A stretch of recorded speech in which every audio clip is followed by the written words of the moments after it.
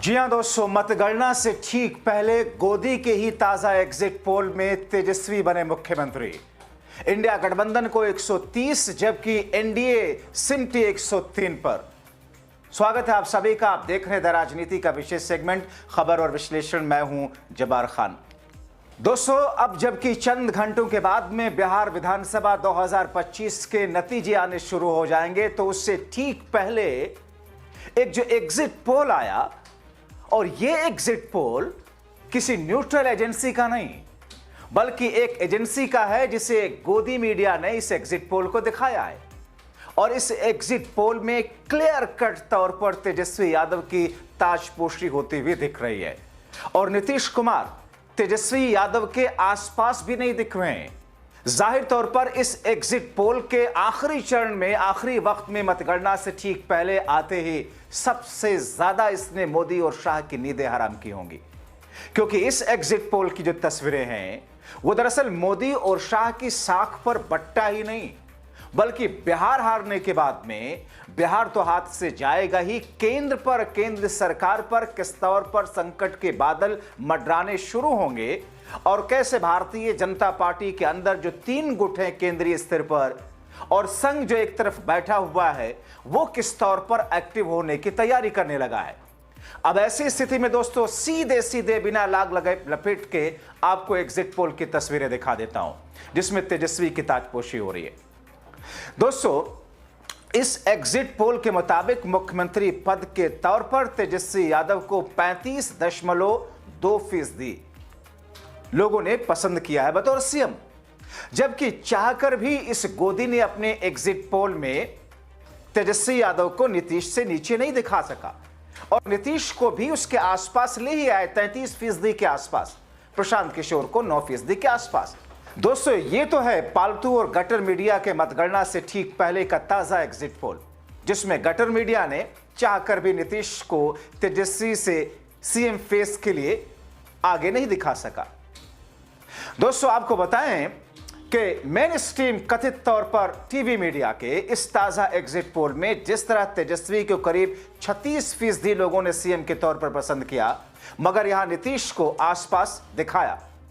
अब ऐसी स्थिति में पहली पसंद बिहार की इस सर्वे में भी, इस एग्जिट पोल में भी तेजस्वी भी है। दोस्तों, अगर मैं आपको बताऊं कि लगातार बीते 8 महीनों पे जो ताजा सर्वे लगातार आते रहे हैं, उसमें तेजस्वी को 45 से 50% के आसपास बिहार की जनता मुख्यमंत्री के लिए पहली पसंद दिखाती रही है, और बाकी में सबको बांटती रही है। नीतीश कुमार को 16 से लेकर 21% तक लोगों ने लगातार सर्वे में पसंद किया। मगर अब जबकि दूसरे चरण के मतदान के फौरन बाद 90% so called media, main stream media या गटर मीडिया एनडीए की सरकार बनाई, तो फिर उसी को बैलेंस करते हुए अब इस गोदी एग्जिट पोल ने नीतीश को तेजस्वी के आसपास ही सीएम के पद के लिए दिखाना शुरू किया। लेकिन अगर इस गोदी की बात माने तो तेजस्वी बिहार में मुख्यमंत्री बनते हुए दिखाई दे रहे हैं। यानी कि दोस्तों, तेजस्वी यादव की ताजपोशी तय है। इसीलिए इस गोदी सर्वे ने अपनी रिपोर्ट में को बैलेंस करने के लिए अपना सैंपल साइज भी बता दिया, ताकि लोग इसकी क्रेडिबिलिटी पर सवाल ना उठाएं। दोस्तों, उसने बताया कि कितने लोगों को इस सैंपल में शामिल किया है सर्वे में। इस गोदी के मुताबिक द वाइब्स ने अपना एग्जिट पोल 20,000 मतदाताओं के बीच में किया। द वाइब्स दरअसल एक एजेंसी है जो कि इस एग्जिट पोल को करती हुई दिखाई दी है। ग्रामीण क्षेत्र के 80%, शहरी क्षेत्र के 20% मतदाता शामिल किए गए।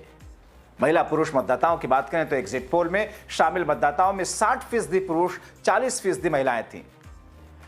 इसमें शामिल मतदाताओं में सामान्य वर्ग के 15%, मुस्लिम मतदाता 20%, एससी एसटी वर्ग के 20%, ओबीसी वर्ग के 45% लोग शामिल किए गए थे। अब दोस्तों, एक सच्चाई और वो ये कि आज भी बिहार में करीब 50 से 56% के आसपास जो न्यूट्रल एजेंसीज हैं, उनमें तेजस्वी यादव को पहली पसंद के तौर पर पेश करते हैं। और नीतीश के लिए आंकड़ा जरूर बढ़ा दोस्तों, क्योंकि आंकड़ा अगर ना बढ़ा होता तो फिर बीजेपी को सीटों के मामले में नीचे ना दिखाया जाता, जेडीयू को ऊपर ना दिखाया जाता। अब ऐसी स्थिति में 33% जो नीतीश को दिखा रहे हैं मुख्यमंत्री के तौर पर, इतना भी आंकड़ा नहीं बढ़ा है दोस्तों। अचानक 9 महीने में 1821-22% पर नीतीश अटके हुए थे। अचानक जब एग्जिट पोल आया तो फिर अचानक से वो 33% पर कैसे पहुंच सकते हैं? जाहिर तौर पर मानते हैं ये बात कि नीतीश के नाम पर जेडीयू को वोट मिले और नीतीश ही के कारण बीजेपी को धराशायी किया गया, मगर पहली पसंद के तौर पर तेजस्वी आज भी बने हुए हैं। हालांकि इस गोदी ने नीतीश को तेजस्वी से नीचे ही दिखाया है, करीब 2 से 3% नीचे।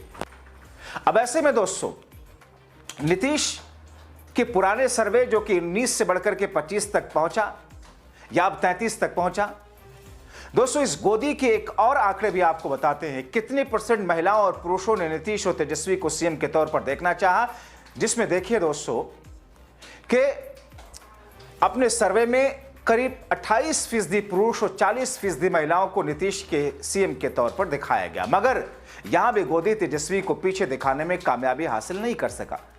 तेजस्वी को सीएम के तौर पर करीब 40% पुरुषों ने पहली पसंद के तौर पर दिखाया, जबकि नीतीश से 13% पुरुष ज्यादा दिखा रहे हैं तेजस्वी के लिए।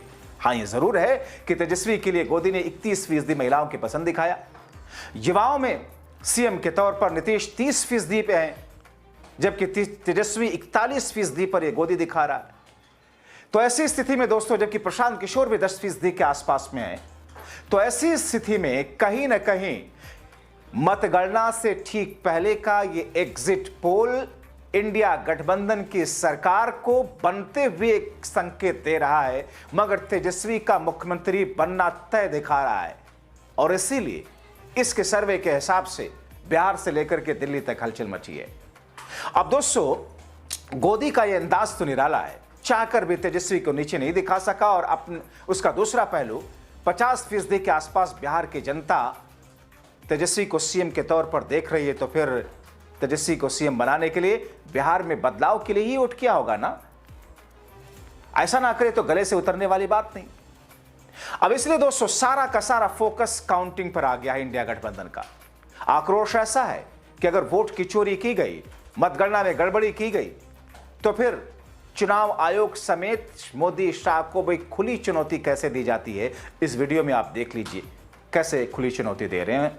महागठबंधन नहीं, पूरी आम पब्लिक रोड पे उतर जाएगी।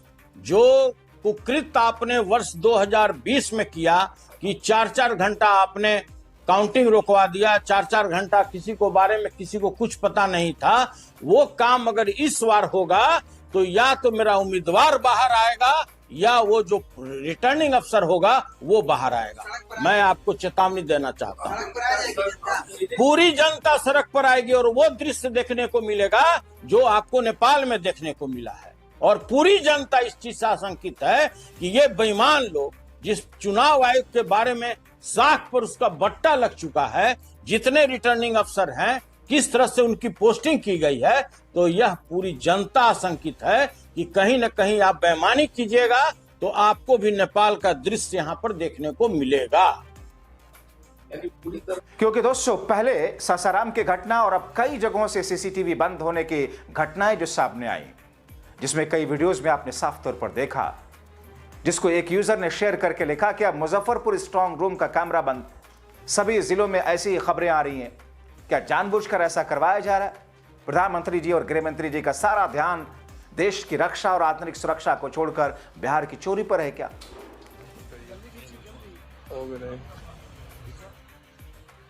वीडियो बना दली है।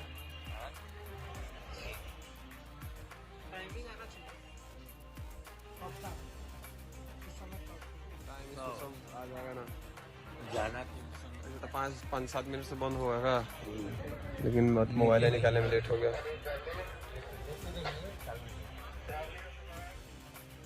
चलिए अब चालू हो गया।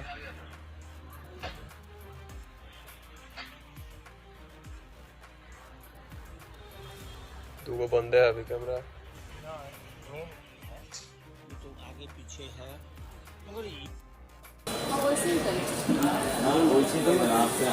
लीजिए। दोनों अलग अलग सेगमेंट। अच्छा, तो कौन की बात कब कौन पर देखिए मेरे पास नंबर नहीं था तो वो इन्फॉर्म कर मान लीजिए कोई बैठिए नहीं बोले हैं तो उसको थोड़ा सा मचे साहब मैडम बोले लेकिन बोले। इतना नहीं बुझाया हमको। हाँ लेकिन वैसे कोई भी यही पर दुखी लगता है।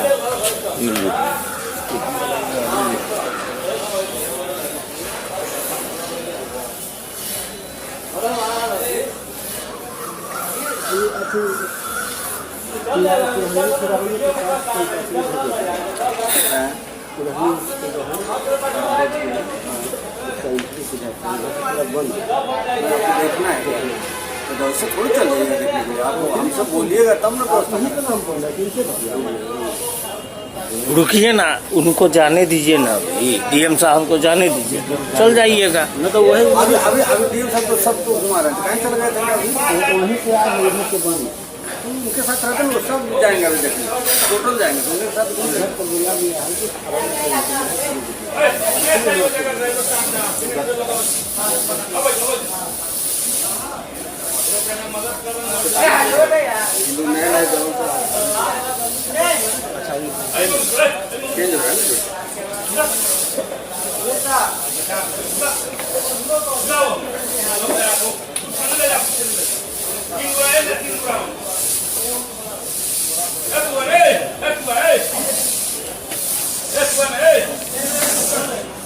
दोस्तों होता क्या है, सीसीटीवी बंद किए जाते हैं और फिर बाद में ये फुटेज डिलीट कर दिए जाते हैं ताकि सबूत मिटे। बात सिर्फ स्ट्रांग रूम के सीसीटीवी की नहीं, हर जगह जहां पर ऐसी स्थिति होती है ऐसा ही किया जाता है। और मैं यूं ही नहीं कह रहा हूं, यकीन नहीं आपको तो कोर्ट रूम में क्या हुआ है लाइव लॉ की रिपोर्ट में आपको दिखाता हूं। लाइव लॉ की रिपोर्ट कहती है 2024 के लोकसभा चुनाव में सीसीटीवी फुटेज अब जिला चुनाव अधिकारियों के पास है ही नहीं, नष्ट कर दिए गए। चुनाव आयोग ने हाईकोर्ट को यह बताया है, जानकारी दी है। तभी इस खबर को पोस्ट करके कांग्रेस ने अपने एक्स पर लिखा, मोदी और चुनाव आयोग पहले वोट चोरी करते हैं, चुनाव बीतते ही फटाफट सीसीटीवी फुटेज डिलीट करवाते हैं। यह इसलिए किया जाता है ताकि उनकी वोट चोरी पकड़ी ना जाए। पहले बीजेपी के लोग अलग अलग राज्यों में वोट डालते हैं, फिर चुनाव आयोग उनकी फुटेज डिलीट करवा देता है। दोस्तों अब अलग तरह की ऊहापोह की स्थिति है क्योंकि काउंटडाउन चल रहा है अब 14 नवंबर शुरू होने का। धड़कनें सबकी बढ़ी हुई हैं, धड़कनें इंडिया गठबंधन की भी बढ़ी हैं, धड़कनें एनडीए की तो बेतहाशा बढ़ी हैं, धड़कनें मोदी और शाह की सबसे ज्यादा बढ़ी हैं। और धड़कनों के बढ़ने के साथ साथ प्रेशर तेजस्वी पर कहीं ज्यादा इस वक्त होगा क्योंकि दोस्तों एक ये कि कोई चीज होने जा रही है, पहली बार होने जा रही है, और अगर नहीं हुआ तो क्या होगा। और अगर ये सारी की सारी स्थितियां, जो नया ताजा एग्जिट पोल आया है जिसमें तेजस्वी सीएम बनते हुए दिख रहे हैं, बनने के बाद की स्थितियों को लेकर के भी दिमाग में किस तौर पर क्या क्या चीजें चल रही होंगी, उसका भी एक प्रेशर, जनता में प्रेशर। दोस्तों कई बार आप क्रिकेट मैच देखते हैं, खासतौर पर भारत का मुकाबला अगर पाकिस्तान से हो और आखिर में मैच फंसा हो, हम सब की धड़कनें कैसे तेज होती हैं उस वक्त। मन ही मन में लोग दुआ कर ही रहे होते हैं कि हमारा ये बॉलर चल जाए, अगर हम बैटिंग कर रहे होते हैं तो हर बॉल पे छक्का लग जाए। ऐसी मनोकामना हमारे और आपके अंदर, सबके अंदर होती है।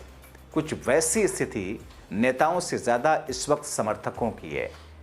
मानो समर्थक ही चुनाव लड़ रहे हों, क्योंकि नेता तो एक ही जगह होगा, विधानसभा, अपने घर या कभी कभार जनता के बीच में।